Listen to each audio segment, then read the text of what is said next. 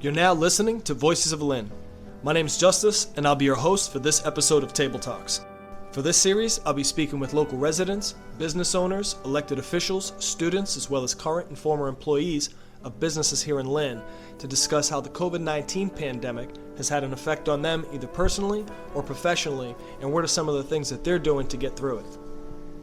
I do want to make it clear that the opinions of our guests are theirs alone and do not reflect the opinions of our host or Voices of Lynn podcast. I have Brian McAskill on the line. He's an outpatient clinician, therapist, herbalist, and owner of Herbal Healing and the founder of Calisthenics. So I want to thank you, Brian, for taking the time out of your day to speak with me and also for being a trusted voice in the community. Yeah, thanks for having me. For sure, man. One of the things I want to talk to you about was about how people can stay healthy mentally and physically during such a stressful and confusing time for a lot of people. I know you've been out in the community teaching people about herbs, calisthenics, and staying healthy for a while. So first, let's start. What is calisthenics for the listeners who might never heard of the term before? Calisthenics, it's basically using your own body weight as a method for training and exercising. It's using stuff not outside of your body, but using your current body weight to maneuver different ways to train the muscles and the ligaments in the body. Okay, cool. Now, I know before you started doing calisthenics and changing your eating habits, you had some health issues yourself. Could you tell the listeners about what are some of the health challenges you were dealing with and how you overcame them? Yeah, I was, years ago, I was pretty much like lifting weights. I was doing like a bodybuilding format style training. Lifting weights, I was about 245, 250 pounds. I didn't feel overweight, but I was just bigger. But this ended up leading to health problems. Even though I wasn't eating terrible, but I was eating a lot of, like lean meats, and then I was eating vegetables, but a lot of the vegetables were hybrids, so I wasn't getting nourished properly. So okay. It ended up going to just being larger, but I was born with a heart condition called hypertrophic cardiomyopathy. It's basically the muscle next to the main artery to the heart is bigger, so there's less space for the blood to move through. Oh, when I was bigger, it made it harder to pump the blood. So I ended up having a heart attack in my sleep one time, and it was hard to take deep breaths. And I learned I had a mini stroke as well. Wow. And I went to a doctor to check it out, and they also let me know I had diabetes at the time, which I was unaware of. So I started saying, all right, I'm just gonna focus on eating more than just exercise. And then this is when I just use my body weight. Instead of going to the gym, I'll just use my body weight to maintain, and I started slimming down, just eating right. So that's what motivated me to start eating right. So I since got rid of, diabetes. I don't have it anymore. Wow. And I feel, I'm a lot thinner, which is better for my, my heart condition that I was born with. Wow. Okay, that's pretty powerful. Do you think that other people that have diabetes, is it possible for them to I guess cure themselves of that, or is that just a unique situation for you? Well, people are born predisposed to it, so some people's risk factor is a little higher, Okay. But if like anything you acquire, you can remove, so it's like any other disease. Some are more complex, but it's the food that you put in your cells which create these conditions. Word. Okay. And now I know you started a garden in Lynn too, and you're always teaching people how to grow their own foods. So could you tell the people where your garden's located and how people can contact you to sign up for classes or where they can get more information? Yeah, the garden is located on Warren Street at the Warren Park playground. And I started the garden, this is going to be the third year coming up. Each people in the neighborhood have residents. Residents come through and they can purchase a plot, or people can sponsor a plot for other people. But Nice. Yeah, and basically you can reach out to just me individually, or we work along with the food project, who help coordinate everything, and then also we're in DPW as well. Okay, great. If you want to, could you drop your email real quick? I can include that link also in the link to the podcast, but if you want to mention it so people can write it down. Yeah, well, the one specifically for the garden is just Warren, WARREN _park _community _garden @gmail. Okay, great. And as someone who works in the health and wellness field, what do you advise people to do to maintain good mental health while under this quarantine? Well, I hear a lot of people focusing on, immune system. And although that's important, you don't want to just strengthen the immune system. You want to support the immune system. Because if you just strengthen it, you're kind of leaving it to do the job on its own. Okay. So you can support it. Like a lot of citrus foods, ginger, nuts, a lot of alkaline greens. Like quinoa rice, wild rice, spelt, fonio. And then also, a lot of people have been using, lemons. I would recommend key limes, not just because they're alkaline, but because you get more at once. You kind of spread it out a few weeks instead of cutting up one lemon and you're good for just that single day. Okay, I got you. So I've had to support it. Then to strengthen it, it's not just about what you consume, it's about what you don't consume. Like consume a lot of fruit, berries, vegetables, herbs. A lot of them you can grow on your own.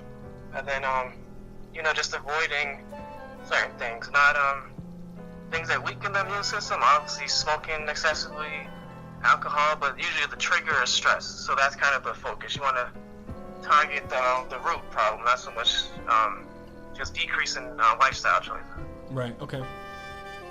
So the foods will help relieve some of the stress factors, you're thinking, or depending on the foods, is that really what's a trigger for it?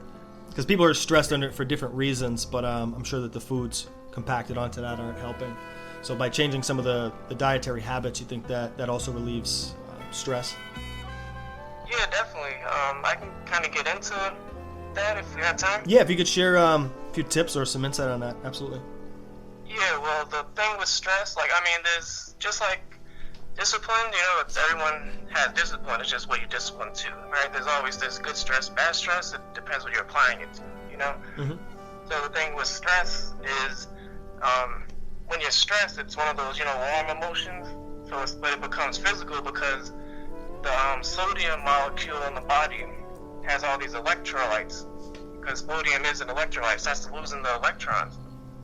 So this is when people are stressed, they start getting headaches, it starts doing this stuff because the body ends up actually creating salt, which dehydrates the body when you get stressed.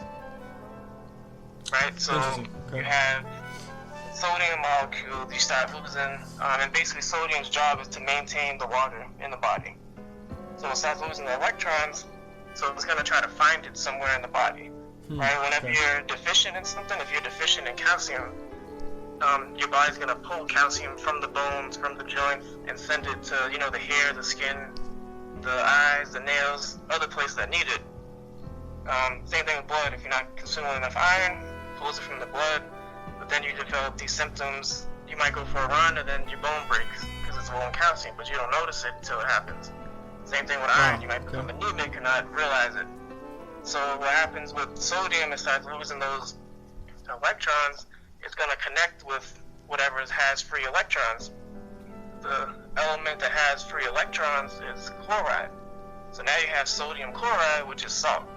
Then salt, dehydrates the body, starts leading to all these symptoms like headaches and things that come from stress. So you might just be dehydrated, but then if you're consuming things with a lot of salt on them, the white flours, all those things, it's going to trigger these same symptoms that you might attribute to stress. So you might not actually be stressed, but you're going to be triggered to go there, then this leads to other lifestyle choices, Right. Okay, I can see how that can snowball.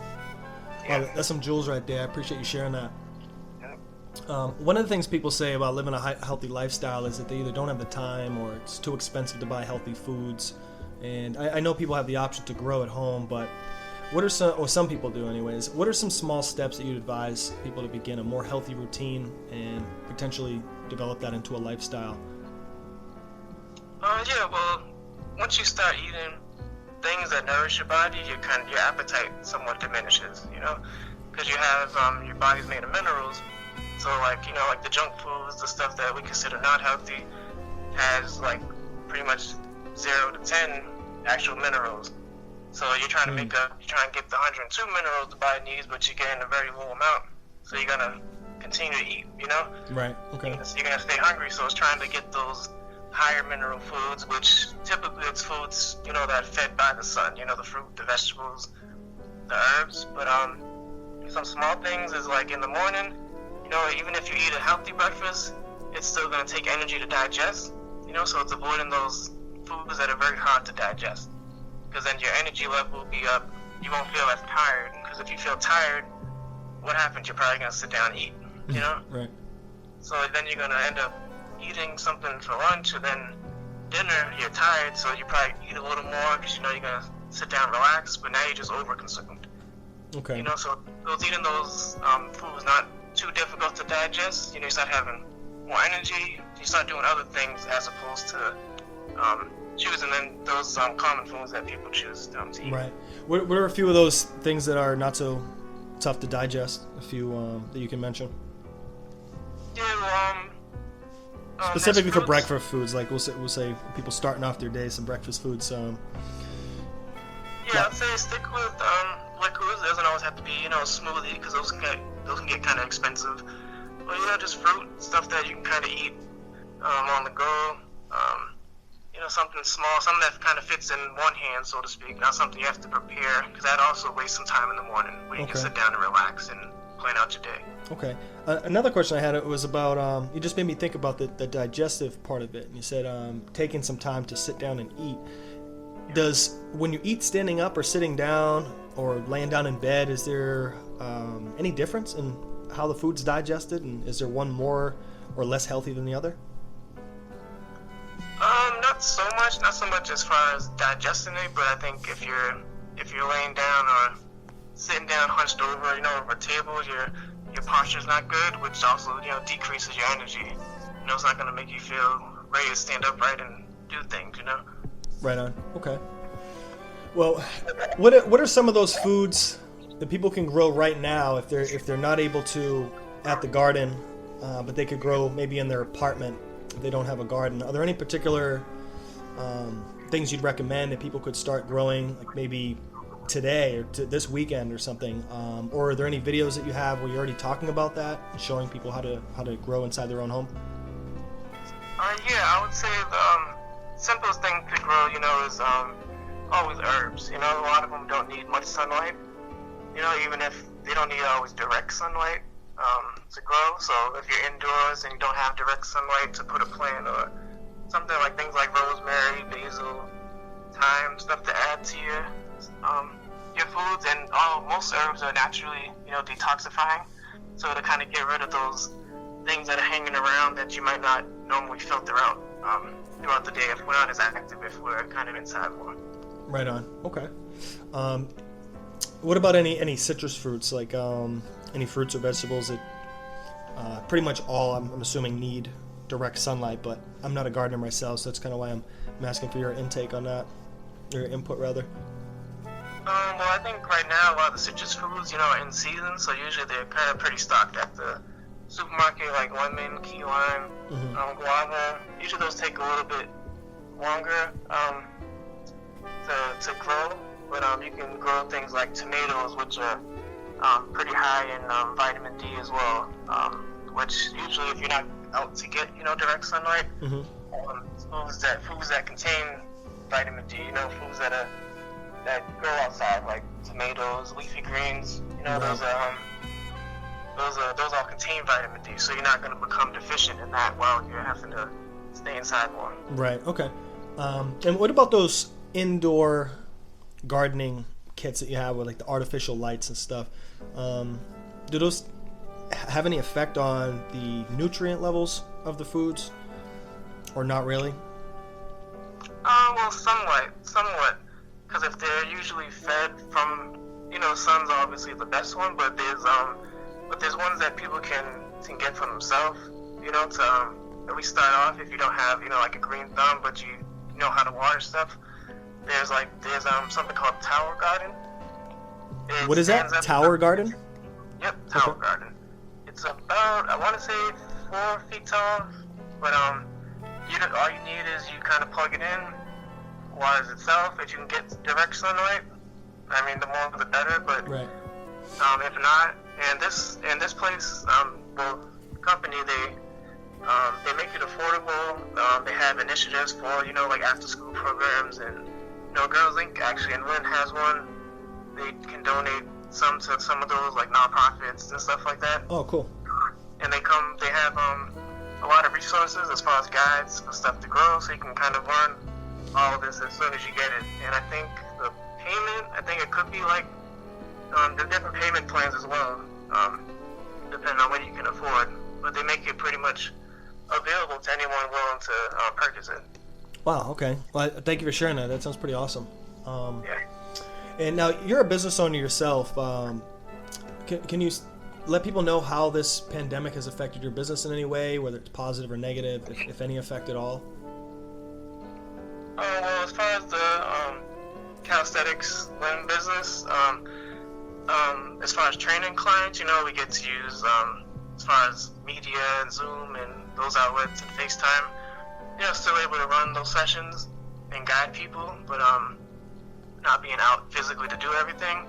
But I think my herbal healing business is, it's kind of been a little better because people are more interested in natural remedies and things like that, and more educating people on those things, which trying to be more proactive than reactive at this time, Right on.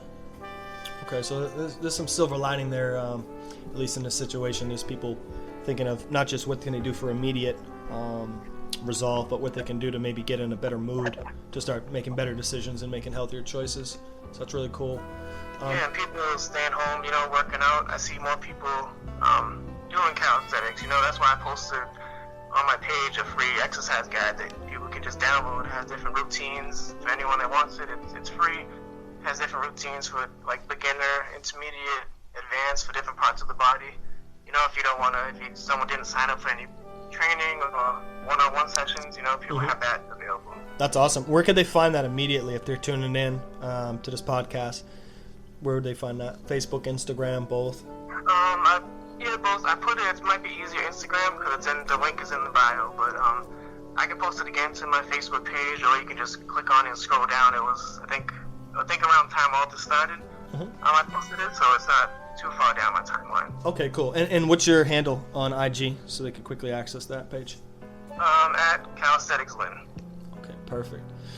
Now, I know we're talking about health and wellness, so I don't want to go too deep into policy here, but one of the main things a lot of people are concerned about is rent and mortgage payments, and I'm sure that's adding to some of the stress people are dealing with. But as a Lynn resident yourself, what are your thoughts on what would be fair for this situation for as far as dealing with rent and paying mortgage? Do you have any ideas yourself, just being a resident here, if there's any solutions kicking around in your head?